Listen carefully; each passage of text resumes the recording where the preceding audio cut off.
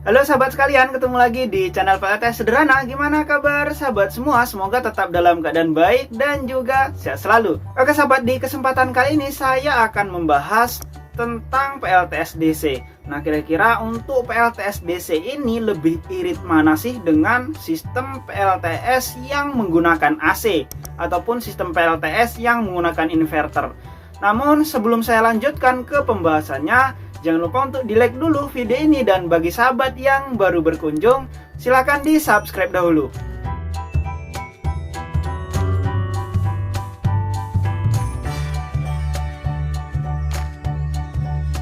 Oke sahabat, seperti yang kita ketahui, untuk sistem PLTS yang AC tentunya membutuhkan inverter. Dan untuk inverter ini baru dinyalakan saja sudah memakan daya standby. Nah, untuk daya standby dari inverter biasanya di kisaran 5 sampai 10 watt untuk inverter 1000 watt.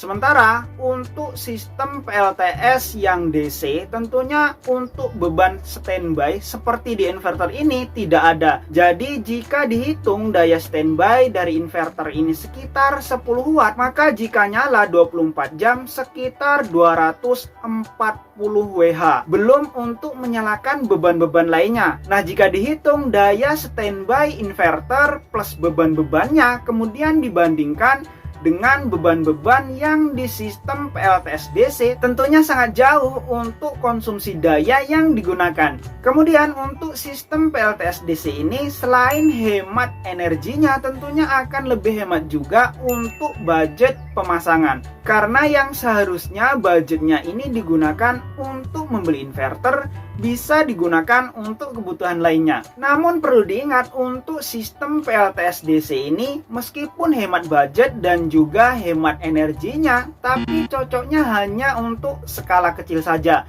Jika sudah menggunakan beban-beban yang besar, tentunya tidak cocok untuk digunakan sistem PLTS DC.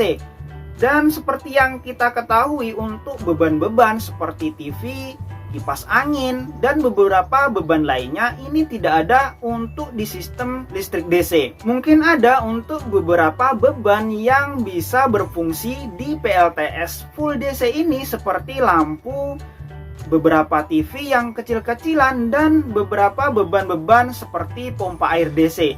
Namun untuk skala besar tentunya ini tidak ada. Hanya beberapa saja yang bisa berfungsi dengan sistem PLTS DC. Kemudian untuk beban-beban DC ini rata-rata hanya di sistem 12 volt. Jika menggunakan sistem di atasnya 24 volt, 36 volt, ataupun 48 volt, itu tidak ada untuk beban-beban yang di voltase tersebut. Nah, jika sudah menggunakan skala besar, akan lebih baik menggunakan sistem yang AC saja. Untuk inverter juga bisa dikondisikan, ada yang murah, ada juga yang mahal. Sahabat bisa memilih untuk inverternya. Kemudian perlu diingat, untuk sistem PLTS DC ini meskipun hemat budget dan hemat energi, untuk kabel-kabel yang digunakan juga harus sedikit lebih besar dibandingkan menggunakan sistem PLTS yang sudah AC. Karena biasanya untuk PLTS yang sistemnya DC semakin panjang kabelnya, maka untuk voltasenya juga akan semakin drop. Begitu juga untuk arusnya, ketika kabelnya semakin panjang, apalagi kecil, akan juga semakin drop. Nah, memang pada dasarnya akan lebih baik menggunakan sistem PLTS DC dan sistem PLTS AC secara bersamaan. Sahabat bisa menentukan untuk beban-beban yang DC-nya. Misalnya untuk lampu yang otomatis nyala, diletakkan di teras ataupun di halaman belakang, itu bisa menggunakan sistem PLTS DC dengan mengambil input dari SCC langsung. Kemudian untuk beban-beban yang besar seperti rice cooker ataupun kulkas, sahabat bisa menggunakan inverter, karena untuk beban-beban yang besar seperti ini tentunya tidak ada yang DC. Jadi memang akan lebih baik jika menggunakan sistem PLTS DC dan sistem PLTS AC secara bersamaan, sehingga kita bisa menentukan beban-beban apa saja yang bisa diletakkan pada sistem DC dan sistem AC. Oke sahabat, saya rasa untuk pembahasan kali ini cukup sekian dulu ya. Semoga bermanfaat bagi sahabat semua. Jika masih ada yang perlu ditanyakan, silahkan tulis di kolom komentar. Atau mungkin sahabat ingin belanja beberapa komponen PLTS, silahkan cek di pin komentar saya dan juga di deskripsi video.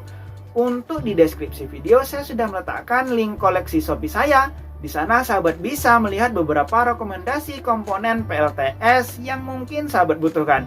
Oke sahabat, sampai jumpa lagi pada video berikutnya.